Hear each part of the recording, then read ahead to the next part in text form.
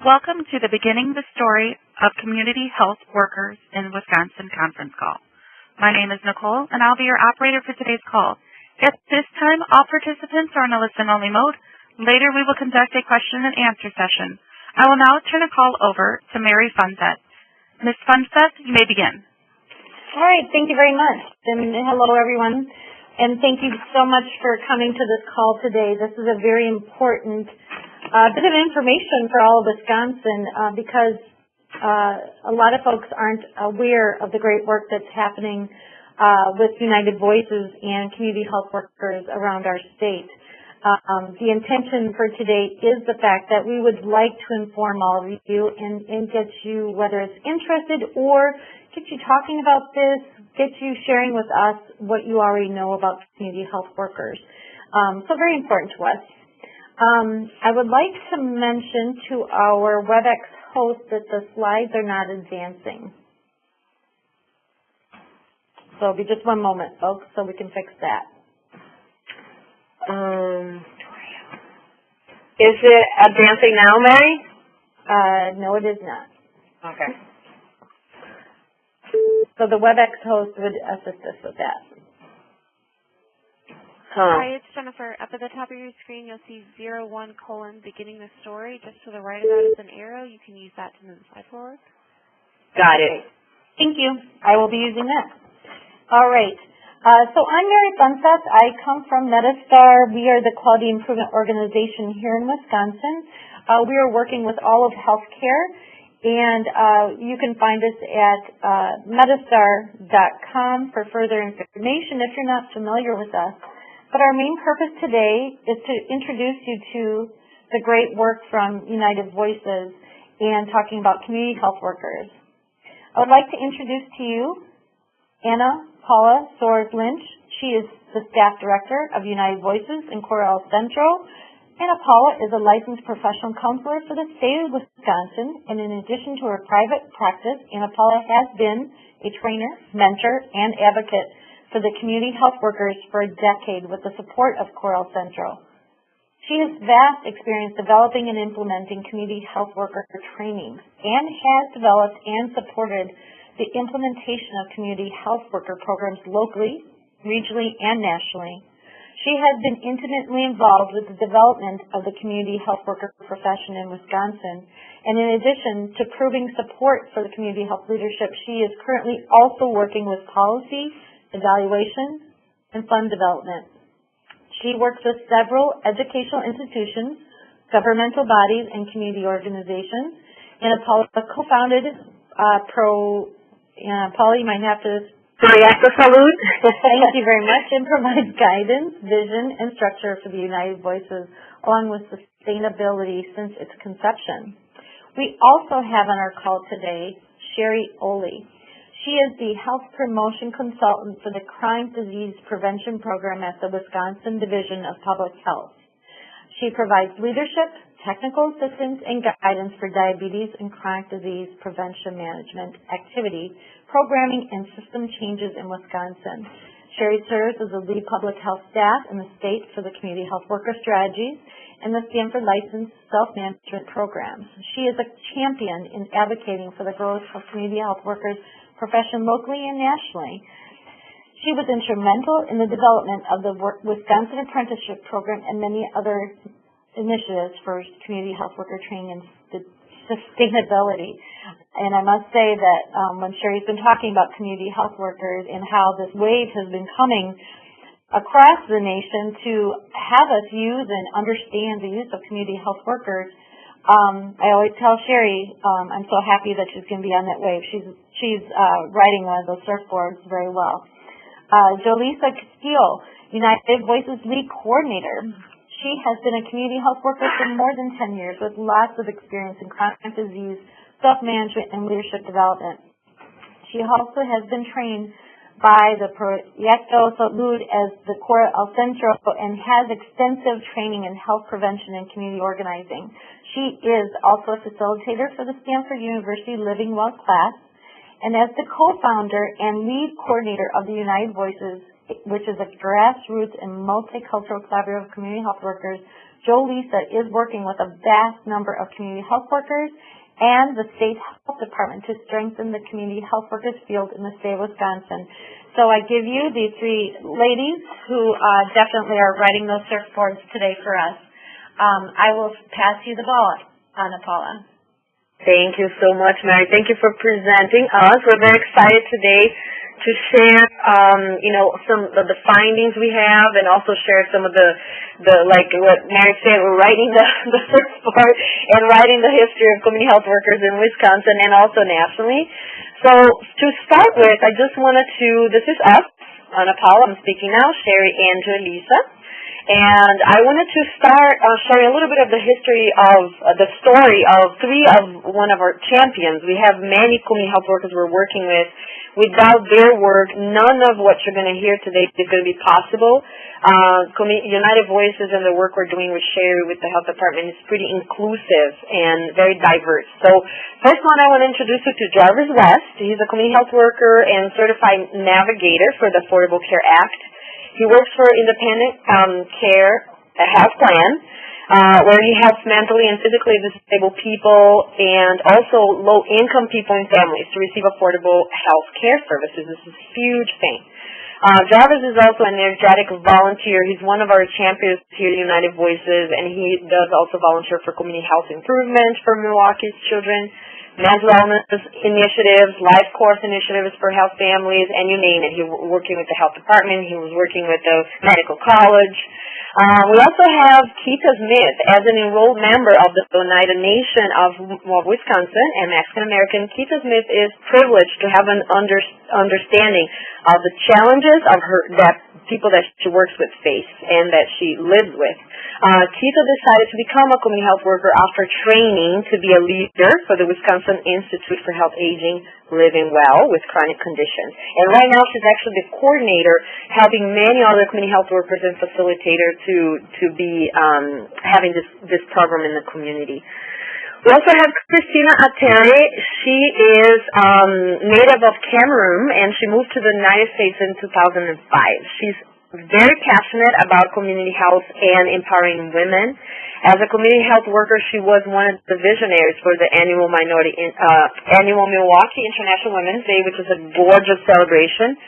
And also she's the co-founder of the Milwaukee African Women Association. So as you can see, it's huge. I mean, they work in many, many settings, and they are making change in many levels.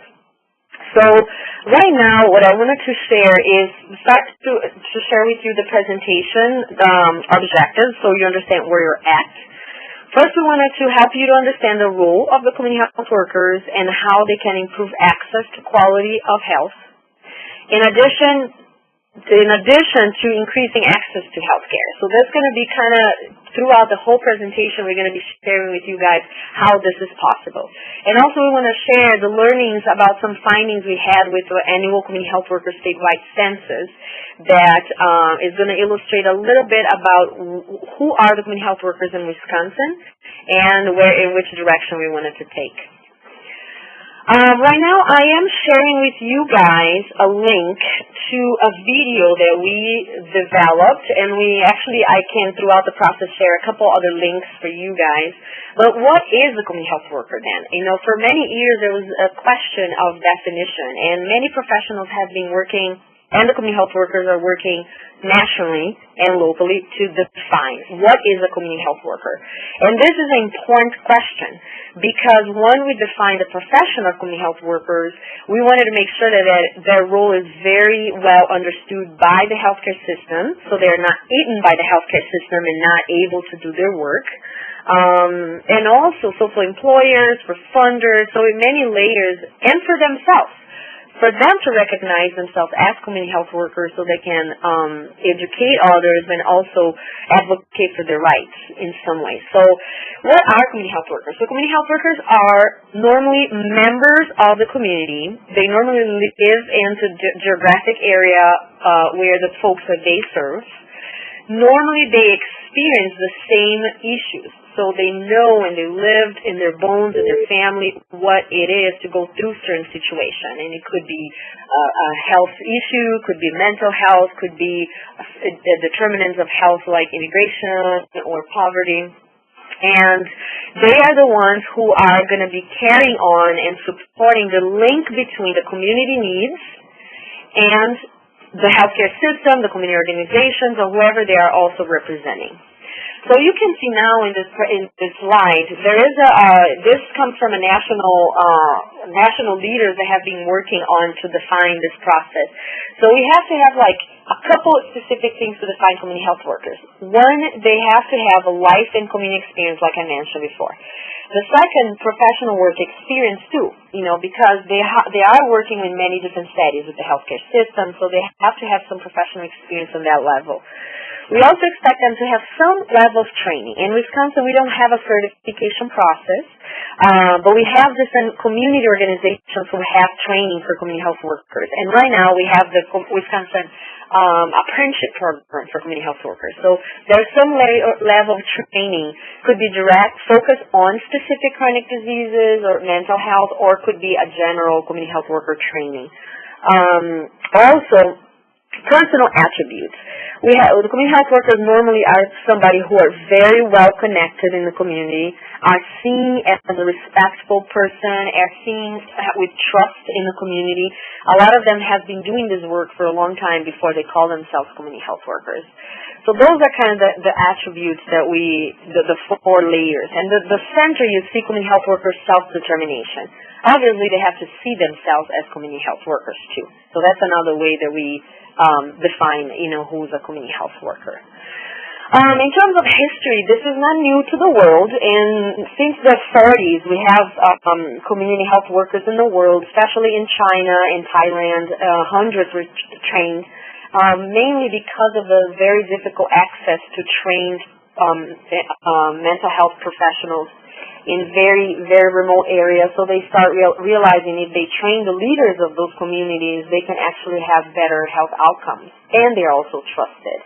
Also, places that have many different languages, like Africa or some places in Asia, you really need to have somebody in the community that are trusted to be this health professional. In the 60s, it was recognized worldwide, and then so it started to spread in many other places. In the 70s, we saw a huge boom in Africa because there was a lot of HIV issues and some other issues there. In the 80s, we had some financial problems. Because it was not so sustainable, many programs had shut down.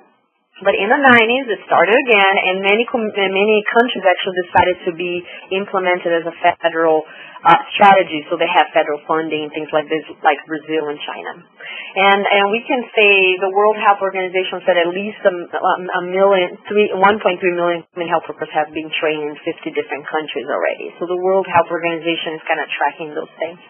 I also want to share in terms of the states.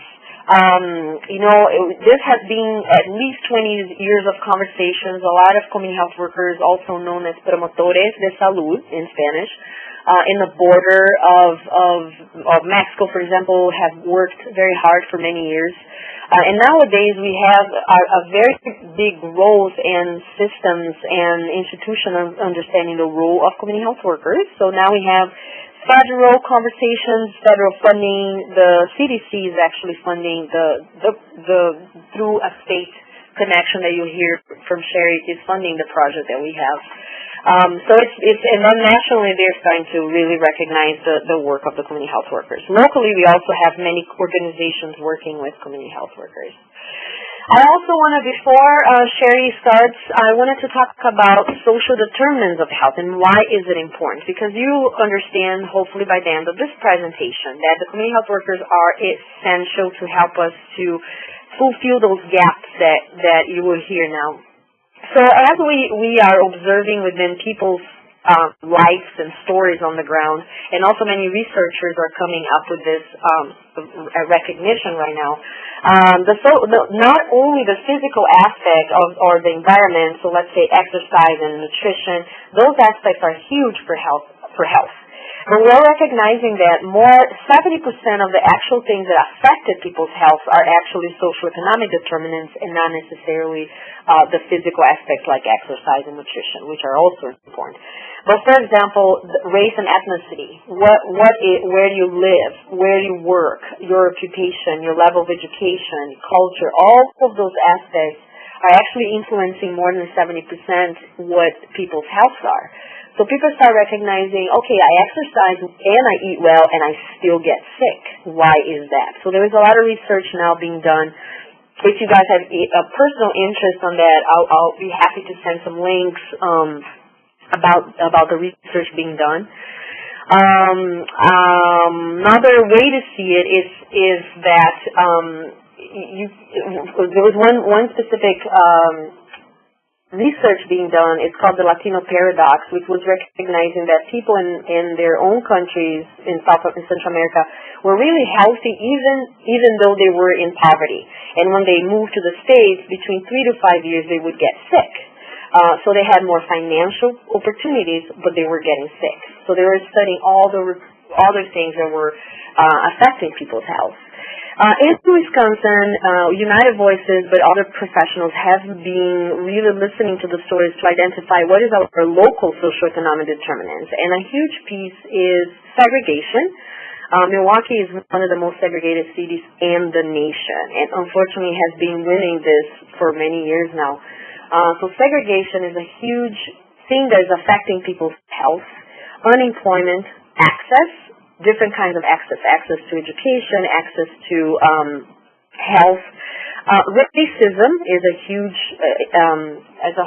thing that is really affecting people's health. Immigration, transportation, poverty, and education. So those are the things we have been hearing our community health workers and other professionals saying. So if you look at the healthcare system, within public health, so you talk about research, you talk about, education for health professionals, and then you talk about the healthcare itself, individual level or disease control level. All of those things, for many years, haven't talked about socioeconomic determinants. They have talked about more behavioral change, personal responsibility, so it's good to exercise. If you think about big national campaigns about exercise, like I said, that's extremely important. But it's not taking consideration in a systematic way the social determinants, right? And so even research being done, it's not necessarily taking that part as a consideration. So many communities have been targeted as communities that are not compliant, for example, or people who are getting sick. And for many years in Wisconsin, we haven't seen growth in terms of, especially for communities of color, for mortality or diabetes or mental health. It's still, the numbers are not very positive, unfortunately. Within the medical model, we see, a lot of the symptoms being looked at it. So somebody comes with a headache, somebody comes with pain in their knee, and then the healthcare system has a whole system to support that. And we have a lot of specialties, right? So you have to come to specific doctors for certain things, right? This is very complicated for communities, especially communities of color who have less access to that, right? And the other things are still happening. There's no money, housing, work, family, violence, children, all of this is still happening, influencing people's health, but the healthcare system is not necessarily working in that level to support the reality of their communities. That's what we believe that the community health workers come in. So this will be my last slide, and I'll pass it to Sherry Oli. But the community health workers, we strongly and passionately believe that are one of the solutions, and if well supported and connected to other systems, could really bring uniqueness and change the scenario in Wisconsin and nationally and internationally. So, for example, the community health workers can increase culturally and linguistic appropriate services, which is federally asked nowadays, increase quality of care, because it's a patient-centered approach, and they can really go to people's houses, because they can know what the social determinants are. The doctors don't have access to that in the clinics or hospitals. More effectively reach the most vulnerable populations, the folks who don't even come to the healthcare system. Once again, communities of color really reached, are having this issue more and more. Increase preventive health, because once you go to the healthcare system, normally you're already sick. So they are increasing preventive health. Increase the diversity in the public health workforce, which is a huge issue in our local workforce in Wisconsin. Reduce health disparities. Inform policy development so they can educate us to what are the policies they're actually working on the ground or not and how they're affecting the communities. And effectively implementing the policies that we talked about, the public policies. So with this being said, we believe that community health workers are not only a beautiful, program in the community or charity, but they're really public health strategies. And we have folks like Sherry Oley in the health department who got it. And they're supporting us on the ground to make it happen and bring it to the level of public health, to the Secretary's office, to the governor, if necessary. So we wanted to inform people how important it is for community health workers to be a strategy and not necessarily only a community-based program. So I will pass the ball to Sherry Oley, and she will be speaking a little bit more of the strategies to you guys. Good afternoon. I'd like to thank you all for taking time on your lunch hour on this rainy, snowy day to learn more about community health workers. And I'd also like to encourage you to use the chat function if you have any questions based on what Ana Paula has shared with you, and use that, and we will get to those questions at the end of our presentation. So community health workers as a public health strategy. Like I said, my name is Sherry Oley, and I am a health consultant for the Department of Health Services, Division of Public Health, the Chronic Disease Prevention Program. And we believe, as do our funders, the CDC, that community health workers are exactly that, a community benefit to improve health and to decrease health disparities. And the class standards are also important to the Department of Health Services, and for that reason as well, we have support for community health workers. Our CDC grant called 1305, lovingly called 1305, the number that the CDC gives it, has community health workers as one of its strategies, and it's specifically to improve health disparities around chronic conditions and their related risk factors of obesity, nutrition, and physical activity. And so why? We know that the AHRQ tracks health disparities, and in their most recent report in April of 2015, they were really pleased to announce that there have been improvements in some areas around health disparities. And that includes that the rates of uninsured no longer have that same level of disparity. And thank you to ACA for making that come about. However, there are still severe and persistent health disparities when it comes to overall measures, and some of those most persistent are related to chronic diseases. And we want to remember that health disparities are connected to race and ethnicity, but income is also a very important part of this. So we're not just talking about communities of color, but all that are affected by poverty and the social determinants, and that these things are getting worse. In Wisconsin, as we know, we have amazing metrics. We do really well. Our overall quality scores, based on the number of quality measures that are at or above the average across all the states, puts us in the top quartile of the country, and that's what these colors represent. That Wisconsin, Minnesota, the Midwest in general, does really well when it comes to health measures. Unfortunately, the flip side of it is that we do equally as poorly when it comes to disparities. So when we look at equality issues as they're related to blacks, Hispanics, and Asians and compare them to how they're related to whites, that puts Wisconsin in the bottom quartile of quality measures.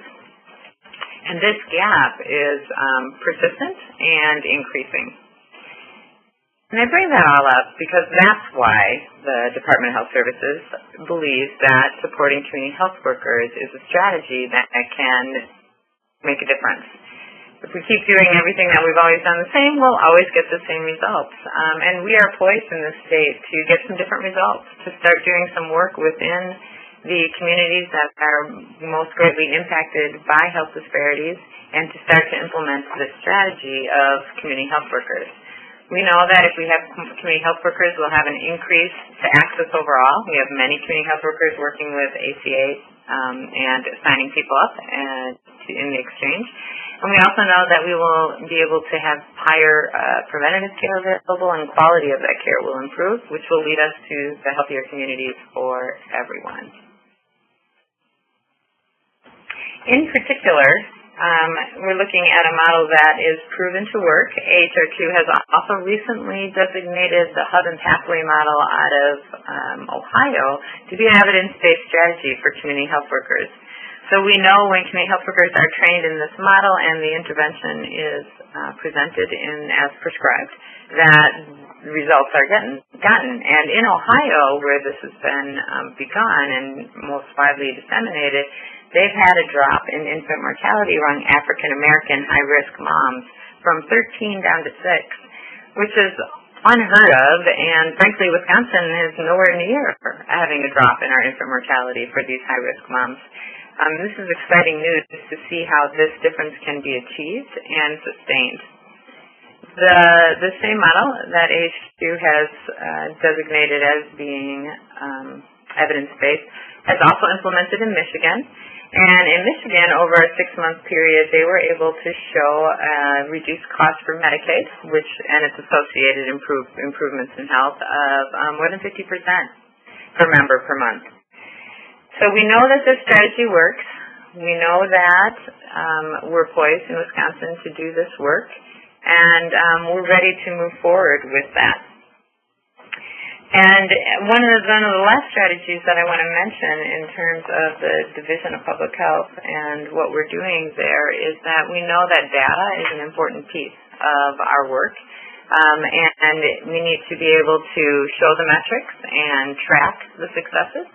So we have moved to implementing an annual census survey. The first one was conducted last year in 2015, and we're poised to do the next this year. And this data not only indicates to us the number of community health workers that are in the state, but also the range and breadth of the work they're doing and the economic support that they have. So along with training, financial sustainability is a necessary piece in moving this strategy, this public health strategy forward. And to support that, we need the data to show where things are at and to be able to show where things are increasing and how they're improving. So we now like to share with you that information that we collected last year and tell you a little bit about what we're going to do next year. And I'm going to hand this over to Jolisa Castillo. To Ana Paula. Thank you, Sherry, so much.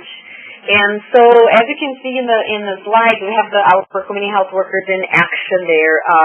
In this is part of trainings we had, but mostly the survey that Sherry had just mentioned, the Census 2015. So it was developed and implemented by United Voices and was conducted in April and May of 2015. By a team of community health workers. We believe that this is a model, we call them ambassadors, where they understand better, and because of language barriers or understand where the community health workers are, the community health workers helped us to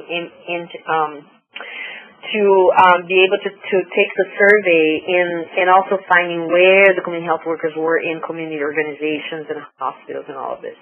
And it has been funded, as Sherry said, by the Chronic Disease Prevention Program at DHS. We had around 152 completed the survey statewide, and we had technical assistance from Metastar. So thank you so much, Metastar, and not in addition to help us to have this webinar now, but also to do the dissemination in other ways.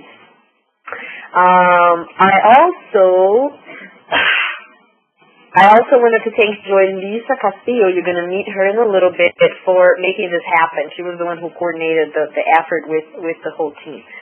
The first slide I want to show is what the community health workers identify themselves. We're still, like I said before, the definition of community health workers is very important for the solidification of the profession. So we can see that 32 of the people who took the survey, they see themselves as community health workers. And we have around 30 folks who see themselves as promotores de salud, which is a translation in Spanish for that. 20 navigators and 11 community health promoters, and then we have community leaders. And then comes other names like conversationalists and health representatives and all of this. I also wanted to do a quick disclosure. This process is a continuing and growing process. So we believe that we are not necessarily reaching all community health workers, and every year we're hoping to get a better strategy to have different growing numbers for that. So not necessarily those numbers are representing statewide, but it is representing the portion of community health workers we had access to. And then each year we're going to really analyze if the numbers are shifting or not in terms of the responses. In terms of employment, is an interesting number. I want to start from the bottom. It was very interesting for me to see that from the folks, 83% of the 83 community health workers, not percent, but 83 individuals that answered are not have access to insurance through employment, which I think is very interesting. If you think about equitable health care, and support, this is a big number that has no access to insurance through the employment. We also have around 81 that community health workers that said that they do volunteer work, sometimes in addition to their full-time, part-time, sometimes only volunteer work. And that's another reason that we have to have two kinds of models, a very grassroots model of community health workers and a healthcare system model. Full-time folks, we have around 56 people, then part-time around 17, and that paid by stipends through grants and things like this. Racial ethnicity, we have a huge number of community health workers are within the Latino community, like just calling themselves promotores de salud. We also have around 28 Black and African Americans. We have white Africans. We have a group of African refugee community health workers. They're pretty unique because they really speak at least 9 different languages and representing many countries. So we also have American Indian and Alaska representatives. And this year we are shifting the question a little bit because we have a lot of people that are multiracial. In terms of age, we have a huge number of community health workers are between 40 to 49. And we also have, we're increasing a lot of young folks coming up, but we have around from 30 to 39 and 40 to 49 are the majority of folks that we're working with. In terms of, like I said, social determinants of health, we chose one, but we actually have more information to share in terms of other social determinants. But the community health workers affected by poverty, we have around 55 people that said that they were affected by poverty. In terms of language, we have English, 53 people, then Spanish and English, and only Spanish, so we have monolingual folks, and then Hmong, French, and we have some other languages too. Hmong, Spanish, and English, Portuguese, Arabic, and so this speaks to the diversity of the group that we're working with.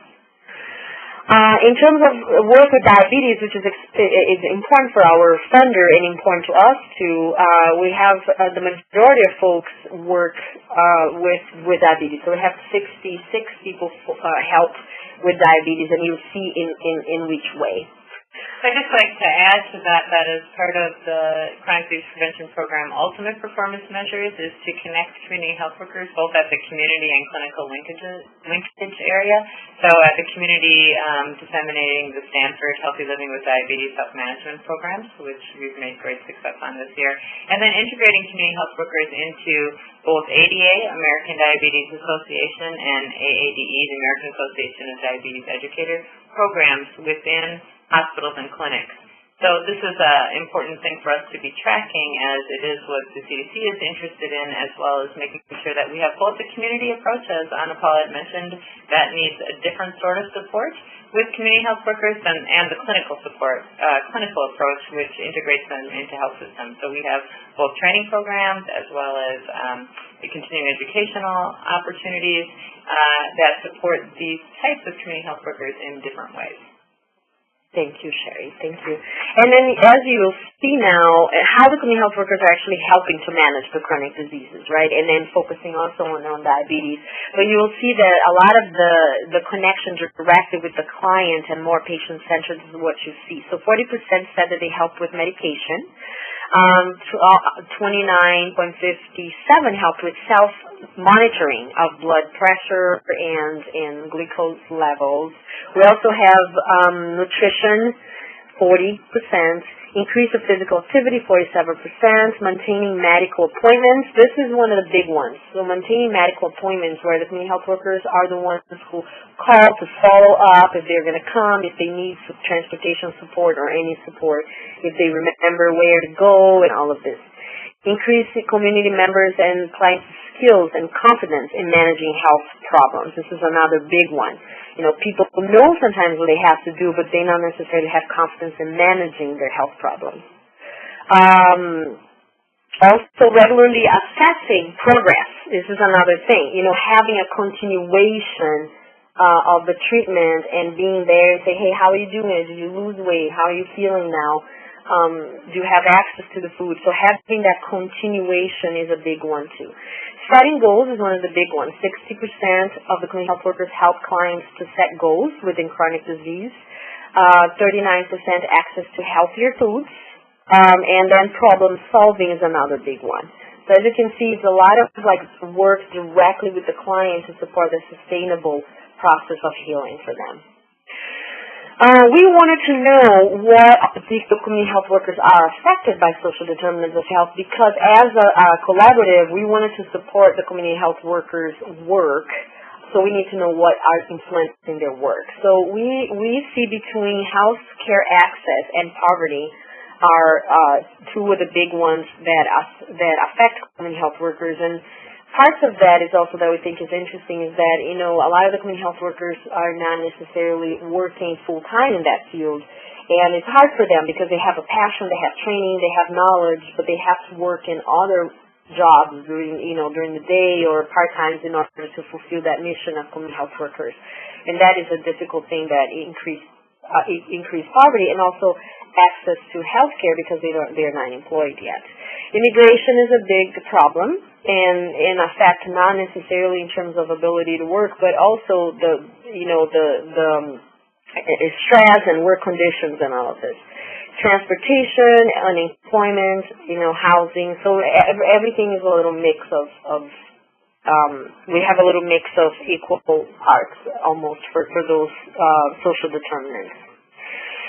So we have more information. If you guys are interested, we can share more information. Those are the things that we thought were more interesting to you. Like I said, this is a continuum. We have funding to continue doing this for a couple more years. So hopefully next year we can come, this year actually, we can come with additional results for you. And then we're going to continue to improve the understanding of the profession to help to solidify that. I wanted to introduce you now to Julissa Castillo. She is one of our champions. She has been trained by Proyecto Salud in 2006, I think, and she has been with us since then, helped as a volunteer, helping to coordinate and support other mentors, other community health workers. Then she was training community health workers, then she was mentoring 16 community health workers, and now she's actually co-founded and supporting the whole collaborative of community health workers, where she deals with, sometimes with 80 community health workers, and she has been very successful in having their leadership in everything that we do. So she's the one that reminds me, okay, what does the health workers do? Did you ask them? So that's the voice that I think is important, and I wanted to introduce you to Julissa. She's going to talk a little bit about United Voices.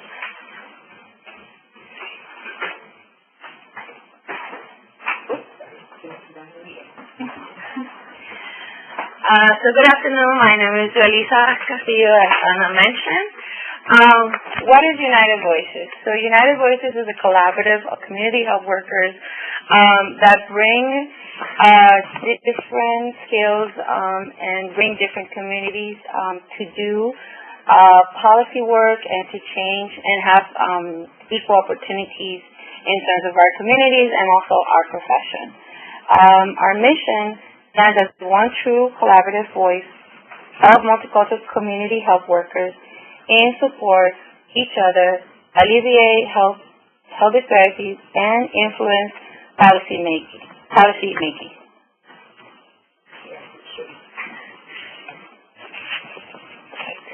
What are our goals? We have many goals.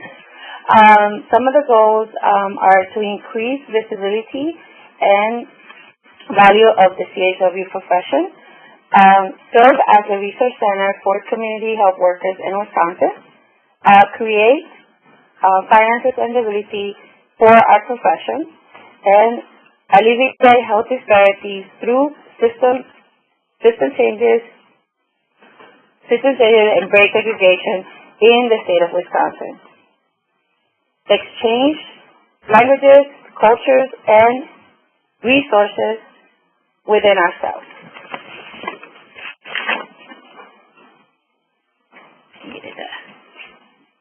Okay.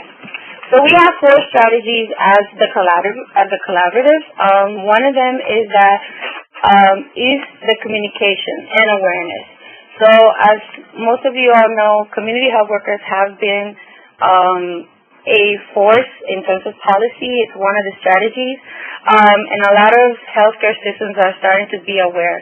So by doing this, the collaborative is actually having a website that we can send you the link. We also have a Facebook page, but not just that, we are also working on having digital stories telling, and also presentations. So by going to different health fairs and different places, also because we want the community to know what our professional is about, because it's not just that the healthcare systems know who we are, but also that our community, even though that they know us and that they trust us, to still know what our profession is and what is the value that we can bring to them and for the healthcare system. The other one is that we have community health worker leadership locally, regionally, and nationally. One of the strategies was to have community health workers become sort of research. So they had a continuing education training they had an internship about how to analyze research, get the outcomes, and things like that. The other part is that we are not part of the Wisconsin Public Health Association. We decided that to change policy and legislation and also to have some voice in terms of reimbursement is that we needed to be associated to a public health association. And so that's why United Voices decided to create a community health workers section. We also got nominated this year to be part of their Wisconsin Diversity Matter, which I think is an awesome part to keep as in terms of the collaborative with them. We've also presented for 2 years at the American Public Health Association, which is the APH, and we've been there sort of kind of also being engaged with the national section just to learn from them in terms of the experience as community health workers and how we can bring this to Wisconsin. Next. Oh, and then one of the other ones was the C3 project, which this was a national collaboration. United Voices was one of the fellowship members, and so we were able to work with them in terms of standardizing sort of the curriculum that has been going on for different generations. And then our 2 last strategies is about continuing education. United Voices was able to support and give scholarships to go to conferences and continue education. The other part is that we always get trained, but we don't have no follow-up continuing education. And so United Voices is started this, and it's going to be continue working on different continuing educations from screening to prevention to also chronic conditions, because we know that this work, we cannot do it alone, and we also need continuing education to get better in terms of our profession. Oh, one more, sorry. And then we all know that we usually, as community health workers, we think about our community, but we forget about us. We forget about that we also need to take care of each other. And by doing this is that United Voices we celebrate each other. We celebrate our work. we are aware, we make each other to know each other, so that's what United Voices is bringing, is that we connect, different diversities need to connect, and also we do our self-care. We need to be sure that community health workers are taking care of themselves physically, emotionally, and mentally. Thank you so much, Jolisa. So like you can see why she's a champion, because she has been helping to coordinate all this that she just shared. So we have a question for you that you can answer in your own mind, and then email us and connect with us if you want, if you can. But given what you have learned today, can you identify people who work in the community health worker role in your agency, in your community? If you can, let us know, because like I said, we are the ones who are going to be supporting that process and documenting this process and all of this. So we need you to be champions and engaging community health workers in your organization too. So we believe, like we said many times, that this strategy works. That is being well established in other states. It is being established here in Wisconsin, so you can be one of the champions. So let us know. And also, if you wanted to help us to identify community health workers to participate in the new census, so we have more numbers, that would be great. You can join United Voices. United Voices is led and by community health workers, but we do have a membership for allies and for supporters for advisors. So you can be a community health worker mentor. You can provide continuing education training and always help us identify community health workers for the census. Okay, so we can leave you right here with the information. You can contact one of us. And the email is in the bottom. And with this, we've finished the presentation. I know it was a lot of information, so if you have questions for one of the three, you can ask now, or you can contact us in the past, in the future. And so I'm going to pass the ball to Mary, and then we can go from there with questions. Okay, thank you very much. So if our WebEx host would please announce how to ask those questions, that would be terrific. Thank you. Thank you. We will now begin the question and answer session. If you have a question, please press star, then 1 on your touch-tone phone. If you wish to be removed from the queue, please press the pound sign or hash key. There will be a delay before the first question is announced. If you are using a speakerphone, you may need to pick up the handset first before pressing the numbers. Once again, if you have a question, please press star, then 1 on your touch-tone phone. So while we wait for those questions to come in, Sherry, Paula, and Jolisa, tell them why we really want to hear about the rest of the state. Mary, can you say it again? We'd like to hear a little bit more about why you want to hear about the rest of the state. Okay, that's a good point. So we do have the rest of the states and some of the rural areas, and then maybe Sherry and Jolisa can share that too.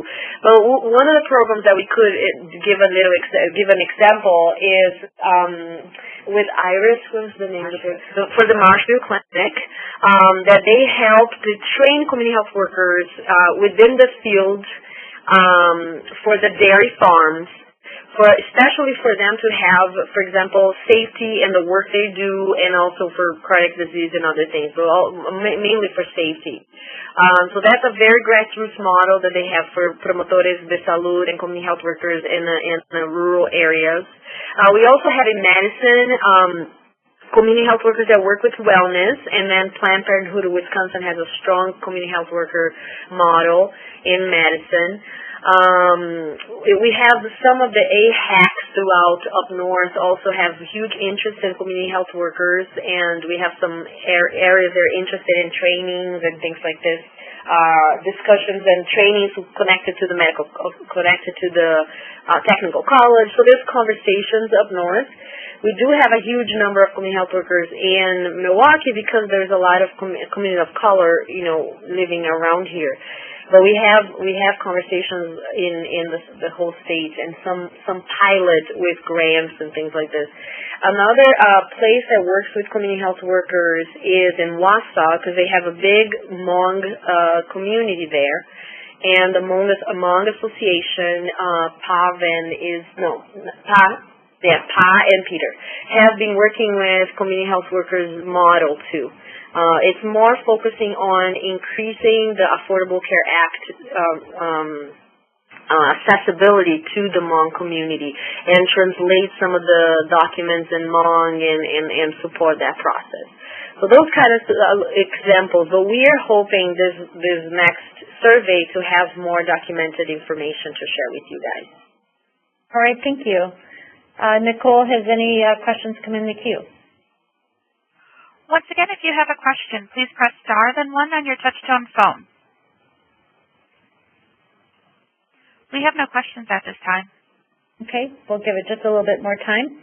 Sherry and Paul and Jolisa, is there anything else that you've thought about as you've been informing us of anything else you might like to add today? Only that if people are interested in having further conversation about what is necessary to champion community health workers within your organization or clinic or hospital, so please feel free to connect with us. We have broader strategies in the survey, strategies that have to do with beyond data collection, that have to do with training and ways of creating financial sustainability, as well as support for the model. And further data collection in terms of return on investment and outcomes. And so if folks are interested in doing that kind of work in more detail, just please let us know, and we can answer any additional questions you may have specific to your situation, or let you know what these strategies are and how you could be further involved with us. Yes, I would thank you, Sherry. We would, here at Metastar, we fully believe in what these folks are doing, as well as Wisconsin doesn't have a lot of experience in this yet, at least statewide. This group definitely does. They are definitely a leading force in this. So we highly recommend that you consider exploring this. Find national resources, call us here at Metastar. We will connect you with United Voices, or directly call them yourself, as their numbers are here on the screen, and you also can email them. If there aren't any other questions, then I would please ask you to fill out the evaluation that will pop up at this time. Thank you so much. So WebEx host, if you'll please post those questions.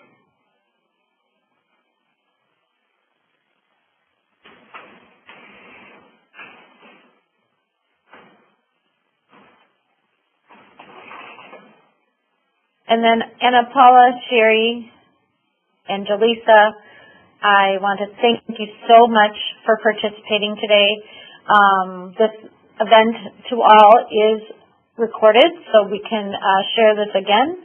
And we look forward to some questions. I'm sure you need to go back and think about this yourself. It's a great area to investigate and consider as a resource for your organization. So we'll leave this up for a few more moments. Other than that, we'll say goodbye to everyone, and we thank you all very much for attending. Thank you very much. Thank you for the support of Metastar, Marian. Thank you for your support in this whole process. No problem. Thank you, ladies and gentlemen. This concludes today's conference. Thank you for participating.